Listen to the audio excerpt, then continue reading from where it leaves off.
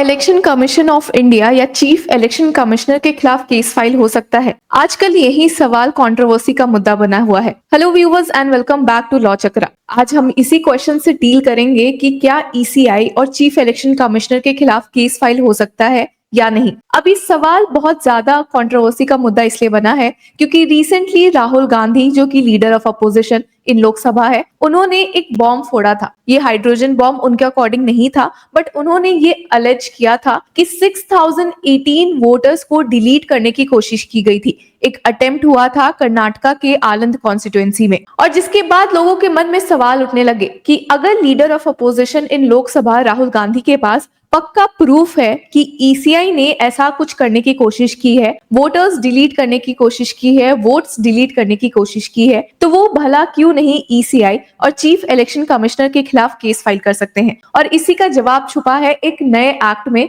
जो कि हाल में ही पार्लियामेंट ने पास किया था, जिसने कि ऐसा करने से साफ मना किया है। तो चलिए डिटेल में देखते हैं कि ये एक्ट क्या कहता है। क्या सच में ईसीआई और सीईसी के खिलाफ केसेस फाइल नहीं हो सकते हैं, और उन्हें क्या immunity already constitution of India ने दी हुई थी। तो व्यूअर्स, ये क्वेश्चन काफी कंट्रोवर्सी का मुद्दा बना हुआ है। ईसीआई के खिलाफ सीईसी जो अभी हमारे ज्ञानेश कुमार है, उनके खिलाफ केसेस फाइल हो सकते हैं या नहीं, और इसका जवाब है रिसेंट के एक एक्ट में। अब 2023 दिसंबर में पार्लियामेंट ने, मोदी गवर्नमेंट ने एक लॉ पास करवाया था जिसका नाम था chief election commissioner and other election commissioners appointment conditions of service and term of office act 2023, जिसने की जो 1991 का एक्ट था उसे रिप्लेस कर दिया। और इसी एक्ट का one of the most controversial section बना है सेक्शन 16। तो व्यूअर्स, यहाँ हम साफ तौर पर देख सकते हैं कि सेक्शन 16 स्पेसिफिकली कहता भी है कि protection of chief election commissioners and other election commissioners. अब इस एक्ट में सीधे सीधे कहा गया है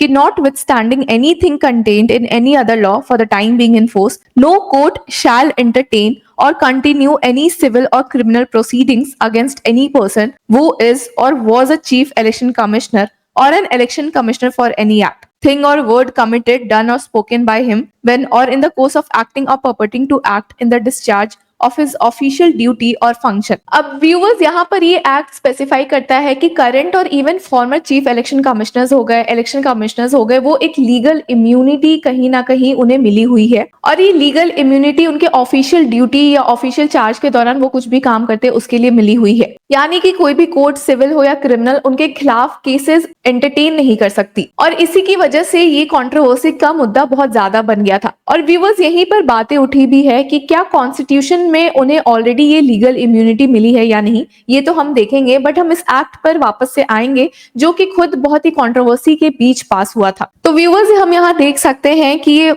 जो लॉ था, जब बिल बना था तब ये पास हुआ था, उस समय जब 146 अपोजिशन एमपी सस्पेंड किए गए थे विंटर सेशन ऑफ पार्लियामेंट में दिसंबर 2023 में, इसलिए ये एक्ट बहुत जल्दी पास हो गया था। उसके बाद भी काफी एलिगेशंस इस एक्ट के खिलाफ लगे थे, बट क्योंकि इसे प्रेसिडेंशियल असेंट भी मिल गई तो फिर मैटर खत्म हो गया। बट इसके खिलाफ अभी भी केसेस सुप्रीम कोर्ट में पेंडिंग है कि ये लॉ जो पास हुआ है वो अनकॉन्स्टिट्यूशनल है। और सरप्राइजिंगली लोगों ने इस लॉ के टाइमिंग पर भी शक जताया था, क्योंकि ये 2024 में लोकसभा इलेक्शंस असेंबली के जस्ट पहले पास हुआ था। व्यूअर्स, आपको ध्यान होगा तो ये वही एक्ट है जिसने की सिलेक्शन कमेटी में कुछ चेंजेस भी किए थे। जैसा कि हम देख सकते हैं कि 2023 के इस लॉ ने चेंज किया था कि इलेक्शन कमिश्नर्स कैसे अपॉइंट होंगे।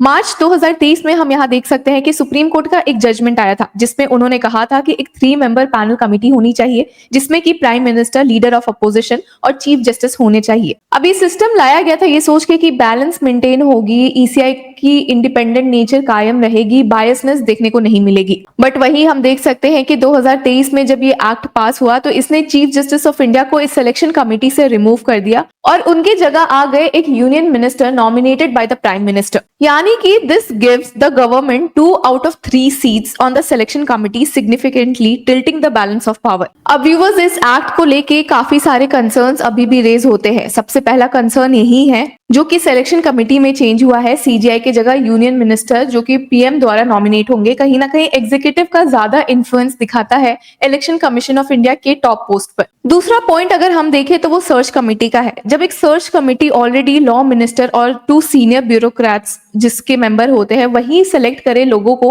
कि कौन से सीसी बन सकते हैं, कौन से ईसी बन सकते हैं। तो इस प्रोसेस पे पार्लियामेंट एग्जीक्यूटिव का रोल काफी हावी लगता है। और इसी में एक की कंसर्न काफी अभी हाईलाइट हो रहा है, जो कि है vacancy of the leader of opposition का। तो व्यूवर्स, यहाँ पे जैसा कि आपको पता है, सिलेक्शन कमेटी में पीएम के अलावा लीडर ऑफ अपोजिशन और एक यूनियन मेंबर और होंगे जो कि पीएम द्वारा नॉमिनेटेड है। बट इसी एक्ट का एक सेक्शन ये भी कहता है, सेक्शन 7 सबसेक्शन 2, कि अगर लीडर ऑफ अपोजिशन की सीट वेकेंट है तो फिर भी यूनियन मिनिस्टर जो कि पीएम द्वारा नॉमिनेटेड होंगे और पीएम मिलकर चीफ इलेक्शन कमिश्नर को अपॉइंट कर सकते हैं, और ये ऑटोमेटिकली इनवैलिड या इलीगल नहीं होगा। तो व्यूअर्स, यहाँ हम देख सकते हैं सेक्शन 7 का सबसेक्शन 2, जो कि कहता है कि the appointment of chief election commissioner and other election commissioners shall not be invalid merely by reason of any vacancy in or any defect in the constitution of the selection committee। तो viewers, यहाँ पे कहीं ना कहीं साफ तौर पर कहा गया है कि अगर मान लेते हैं leader of opposition he missing है, इस केस में उनकी सीट वेकेंट है, तो अगर उसके बाद पीएम और यूनियन मिनिस्टर मिलके यहाँ पे अपॉइंटमेंट करते हैं चीफ इलेक्शन कमिश्नर का, तो वो ऑटोमेटिकली इनवैलिड नहीं हो जाएगा, इलीगल नहीं हो जाएगा। तो ये भी एक बड़ी बात है कि कल को अगर लीडर ऑफ अपोजिशन फिक्स नहीं हुए हैं, मेजोरिटी से कोई अपोजिशन पार्टी नहीं जीती है, या फिर बहुत ज्यादा मेंबर्स एक पार्टी के नहीं है और लीडर ऑफ अपोजिशन अभी तक सिलेक्टेड नहीं है, डिसाइड नहीं हुआ है कि कौन बनेंगे,